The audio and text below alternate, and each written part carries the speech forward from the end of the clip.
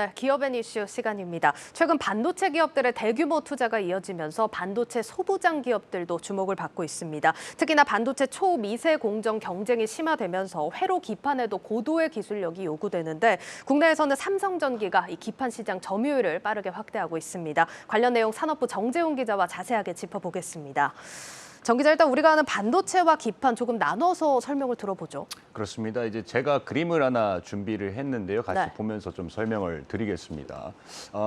지금 왼쪽에 보이는 게 바이든 미국 대통령이 들고 있는 게 우리가 알고 있는 웨이퍼라는 반도체 원재료로 쓰고 있는 거고요. 예. 오른쪽이 사실 반도체 회로 기판인데 사실은 이거를 뭐 기사 요즘 나오는 것들을 봤을 때 그냥 웨이퍼를 통칭해서 뭐 바이든이 반도체 회로 기판에 서명을 했다 이런 식으로 좀 설명하는 맞아요. 것들이 있는데 사실 그건 좀 잘못된 표현입니다. 웨이퍼는 이제 사실 모래를 원료로 하는 실리콘을 소재로 해서 그 위에 이제 샌드위치처럼 마치 반도체 소자들을 차곡차곡 쌓아서 반도체, 첨단 반도체를 만들어내는 그런 원판이라고 보면 되고요. 네. 반도체 이제 회로 기판은 그 반도체를 더 밑에 단에서 판으로 깔아줘서 우리가 뭐 스마트폰이나 PC에 조립을 할 때 네. 허앵커 혹시 그 PC 한번 열어봐서 조립해 본 적 있습니까? 아니요, 하면 이제 조립해 본 적은 녹색 없습니다. 기판 같은 게 좀 나오잖아요. 예. 그런 것들이 이제 반도체 회로 기판이라고 합니다. 네. 국내에서는 이제 삼성전기와 LG 이노텍, 신텍 그리고 대덕정다 등이 이 반도체 회로 기판 사업을 하고 있습니다. 네. 그런데 이제 반도체 좀 초미세 공정이 계속해서 발달을 하면서요. 이 반도체를 직접 기판에 실장하는 것도 매우 어려워졌습니다. 왜냐하면 그만큼 작아지고 좀 더 예민해졌기 때문이죠. 그렇겠네요. 그래서 이 기판을 같이 패키지와 함께 붙여서 만드는 이제 작업을 하는데 이거를 패키지 기판이라고 합니다. 그래서 패키지 기판이라는 거군요. 그렇습니다. 그 다음에 다시 메인 기판에 붙이게 되는데 예. 이 중간을 패키지 기판이라고 부르는 거죠. 이 반도체 공급난과 함께 이 패키지 기판도 수요에 비해서 공급이 턱없이 좀 부족해서요. 없어서 못 팔 정도라고 했는데 국내에서 이제 PC나 서버, FCBGA라고 하는데 이건 조금 더 사이즈가 큰 규모거든요. 예. 이것을 생산하는 업체가 이제 삼성전기가 유일합니다. 예, 지금 뭐 그래서인지 사실 삼성전기가 최근에 몇몇 사업들을 정리했습니다. 본인들 경쟁력 있는 분야에 집중을 하려는 선택이 아닌가 싶거든요. 그렇습니다. 이제 삼성전기는 몇 년 전부터 이제 단순 기판 사업, 그러니까 우리가 아는 아까 말씀드렸던 컴퓨터에 들어가는 그런 기판들, 예, 그런 예. 단순 기판을 좀 정리하고 또 최근에는 한화솔루션의 이제 통신 모듈 사업도 약간 600억 원 정도의 맞습니다. 와이파이 모듈 사업을 매각하기도 했습니다. 또 사업 구조를 좀 살펴보면은 이 컴포넌트 사업이라고 해서 MLCC, 뭐 반도체 업계의 쌀이라고 부르는 거죠. 예. 이런 거랑 이제 카메라 모듈, 그다음에 패키지 기판 이렇게 크게 세 가지로 좀 단순화시킨 모습이 보입니다. 특히 이제 수익성이 높은 반도체 기판, 그 고부가 가치 기판 사업은 좀 계속해서 확대를 하고 있어서요. 최근 이제 부산 사업장에 3천억 원 규모의 어떤 투자를 단행을 했고, 또 베트남 사업장에 1조 3천억 원을 또 투자를 하면서 이제 총 한 1조 6천억 원 정도의 투자를 집행하고 있습니다. 네. 투자를 한다는 거는 그만큼 이제 실적도 따라오고 있다는 말이 되잖아요. 예. 지난 1분기 이제 삼성전기의 패키지 솔루션 사업 부문의 매출을 보면 5,196억 원을 기록해서 직전에 비해서 약 44% 정도 늘었습니다. 특히 이제 한 가지 주목할 게 전체 매출에서 차지하는 비중이 패키지 기판 부분이 원래 같은 기간에 16%에서 20%로 확대가 돼서 점점 미래 먹거리로 성장하고 있다 이렇게 분석을 해볼 수 있을 것 같습니다. 알겠습니다. 자, 그런데 일단 수요가 이렇게 급증한다는 얘기는 경쟁도 심화된다라는 얘기로 해석을 해볼 수가 있습니다. 또 쟁쟁한 글로벌 기업들도 많잖아요.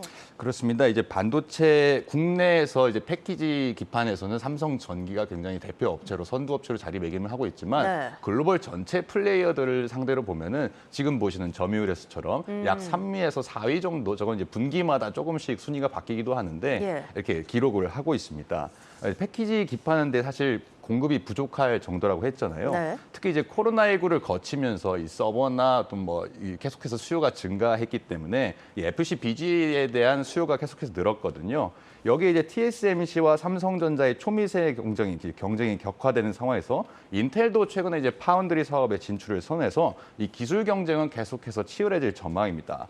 이 첨단 패키지 기판에 대한 이제 반도체 기업들의 물량 확보 경쟁도 그만큼 치열해질 것으로 예상이 돼서 이 패키지 기판 시장은 연평균 10% 정도 성장할 것으로 추정이 되고 있습니다. 예, 그리고 여기에 또 들려오는 게 일단 삼성전기가 애플 M2 프로세서 주요 공급처로 선정이 됐다는 소식입니다. 기술력에서 어떤 차별점이 있다고 보면 될까요? 사실 이제 과거에는 반도체를 제조하고 뭐 설계하는 기업들이 좀 정해져 있었잖아요. 네. 제한적이었는데 요즘은 애플도 자체 반도체 칩을 만들고 있잖아요. 네. 이 맥북의 M1 칩처럼 2개 이상의 칩, 그러니까 뭐 CPU랑 GPU, 뭐 뉴럴 엔진 이런 거를 다 합쳐서 그러니까 하나의 칩으로 만든 게 SoC라고 하는데 시스템 온 칩이라고 합니다. 예. 업체들이 이제 초미세 공정 기술력 발전 한계를 좀 후공정으로 극복하고 있는 건데 SoC 자체도 점점 이게 뭘 많이 넣다 보니까 사이즈가 점점 커져서 거기에 따르는 기판도 좀 작다 보니 이 기술력의 한계가 좀 있었습니다. 네. 이에 여러 반도체 칩을 연결하는 기술력이 굉장히 중요해졌는데 이를 유기적으로 연결해서 묶어주는 기판 기술도 그만큼 필요해졌죠. 삼성전기가 이 기술을 SOS라고 이제 부르고 있습니다. 삼성전기가 직접 이 이름을 이제 장명을 했는데 네. 그만큼 공을 들이고 있다는 분야라고 분석을 할 수 있죠. 그래서 이 분야에 이제 추가 투자를 검토하고 있다는 좀 소식도 있습니다. 삼성전기는 애플의 M1 칩 공급에 이어서 올 하반기에 성능을 좀 더 업그레이드 시킨 M2 칩에도 공급을 할 예정으로 전해지고 있습니다. 네, 기대가 되는 부분입니다. 일단 뭐 패키지 기판 시장 이렇게 급격하게 좀 성장을 하는 분야인데 국내에서는 삼성전자만 사업을 하고 있다면 후발주자도 당연히 좀 따라오지 않을까 싶어요. 그렇습니다. 이제 삼성전기 외에도 이제 LG 이노텍도 원래 이제 기판 사업을 계속해서 하고 있었는데 네. 사실 이 FCBG에 있는 삼성전기가 독식하고 있는 분야고 앞으로 미래 성장성이 유망한 만큼 다른 후발주자죠. LG 이노텍도 최근에 약 4천억 원이 조금 넘는 규모의 투자를 단행을 했습니다. 예. 그리고 해당 금액은 이제 아무래도 생산 라인을 구축하는 데 좀 들어갈 것으로 보이는데 사실 아직 투자를 하겠다는 계획만 나오고 어디에 어떻게 집행하겠다는 건 밝혀지지가 않았거든요. 네. 근데 아무래도 LG 이노텍 생산 라인이 있는 구미에 이제 추가적으로 공장을 증설하는 것이 아니냐 이런 예상들이 나오고 있습니다.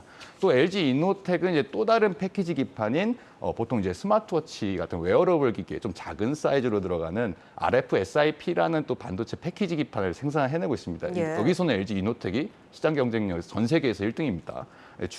이것을 하고 있는 만큼 그만큼 기술력을 어느 정도 가지고 있다는 얘기가 되잖아요. 그래서 추가 투자를 통해서 이제 삼성전기의 영역까지 가져간다면 이 반도체 회로 기판에서도 삼성과 LG의 맞대결을 볼 수 있는 그런 시장에 올 수 있을 거라 전망이 됩니다. 네, 잘 들었습니다. 지금까지 산업부 정재훈 기자였습니다.